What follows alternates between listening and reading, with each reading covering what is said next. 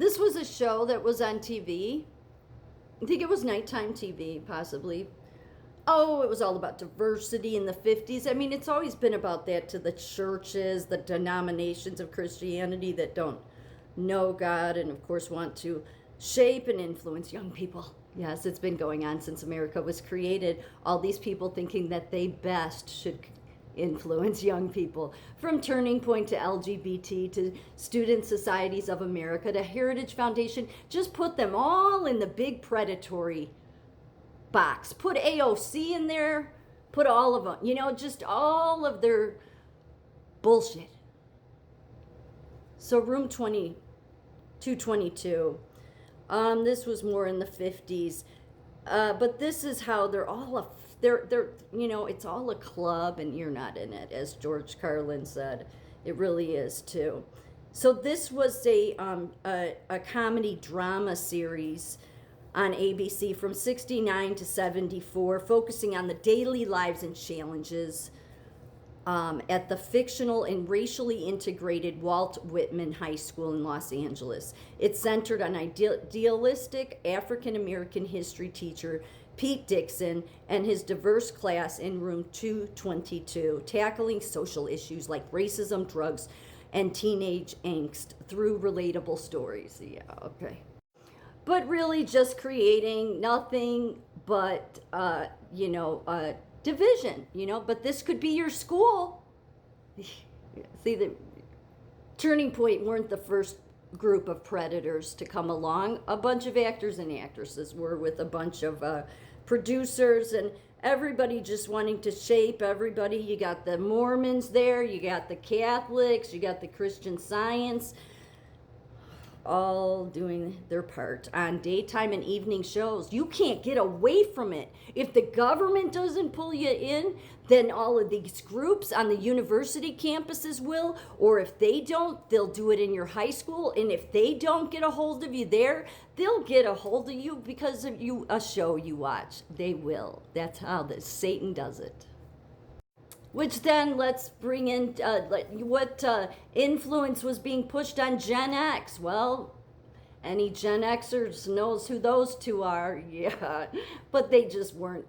It wasn't just some, fate thing here that Gloria Monty put them together. Oh, no. Gloria Monty and the Monty Revolution, as it's called. That's what it's called, because she brought daytime TV, but most especially General Hospital, off of the chopping block. Yeah, she sure did. She brought a whole bunch of other bullshit too. But of course, Hollywood, I'm surprised God doesn't just take a meteorite all to Hollywood, in all of them. So the thing that is important here is that Anthony Gary, he starred in All in the Family before any soap opera gigs. Yeah. What was All in the Family? Oh, it was all about, Archie Bunker and dealing with diversity and dealing with social issues and let's shape society. Yeah. So recognize Satan at work, please. Well, they tell you, oh no, it's about diversity. No, it's all about Satan. It doesn't matter if it's Turning Point, doesn't matter if it's LGBT. They all just have predatory instincts and we have to control the young people, which Gloria Monty did that because she brought daytime TV to younger audiences because of Luke and Laura, most especially. But she's quite an interesting one. But what you should know is not only did Anthony Gary star in All in the Family, and it was just a one-time skit, but he starred in Room 222. The regular appearance person that starred on Room 222 was Ivor Francis. Jeannie Francis, Laura, as most people know, Luke and Laura's father. He was a regular through all seasons of Room 222. And Luke Spencer, or I should say Tony Gary, he had a spot that he did on Room 222, where each time, whether it was All in the Family or this, he's playing, it's about racial and diversity and a bunch of stuff because of all these people deciding, let's let Satan influence us. Anthony Gary played Tom Wollum in a single episode of Room 222 titled Choose One, and they lived happily and unhappily ever after. Ivor Francis, who is Jeannie Francis's father, played the recurring role of Mr. Kenneth Dragon, sometimes listed as Ken Dragon, on Room 222. He appeared in 18 episodes from 69 to 74 as the school administrator or staff member at the fictional Walt Whitman High School. This is when the grooming of young people became appropriate or, legitimized, but, yeah, I guess you couldn't say they're grooming them for sex exploitation, really, That's Jeannie Francis, obviously in the back, that's Anthony Gary. See, good old Gloria Monty here, who's checking Laura's face. Is she going to be right? The big groomer there.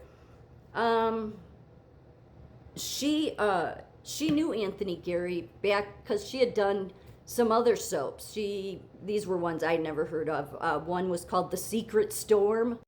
Yep, just continuing. Use daytime, evening of Satan is around. He's always there trying to get a hold of you. And everybody falls into their little groups and says, yeah, let's all follow Satan. He's influencing us, but we don't know it. She was also behind Bright Promises, another soap opera, and Anthony Gary was on that. It was one of his very first soap opera roles. So he was on Room 222 and All in the Family before getting into soaps at all. But then his first soap opera, I believe, was Bright Promises, where good old Gloria Monty was a director there. And then she went on to be the producer at General Hospital. The thing is, they never really needed to do a casting call for Luke Spencer's role. No, she already wrote it for him. Yeah. And yet him and Jeannie Francis's dad starred on Room 222. You getting the hint? Because where I'm leading is, where did they eventually go in the beginning with Luke and Laura? Well, here it was all about that Luke raped Laura. That was the beginning. Like, there was a couple of episodes with the two of them, but it was quickly this. Yeah, this was good old Gloria Monty's idea of, but she's a Catholic. But that doesn't matter. He's a Mormon. And here's why this matters. Their ages in real life was what their characters' ages were. He was 32. Jeannie Francis was 17. And obviously he didn't really rape her. I get, like it's it's freedom of acting, whatever, okay?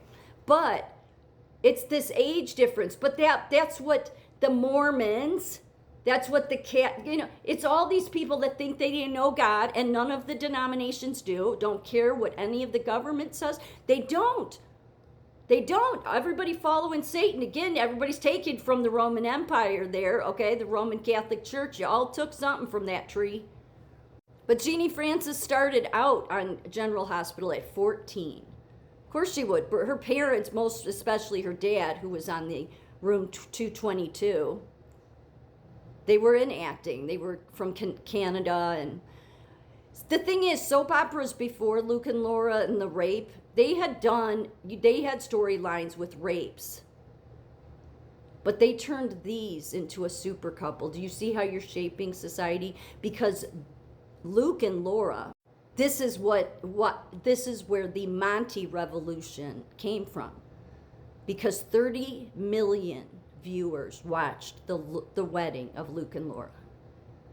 Yet all these people being tied, her father having appeared on Room 222 with Luke, Luke's role already having been written by Gloria Monty.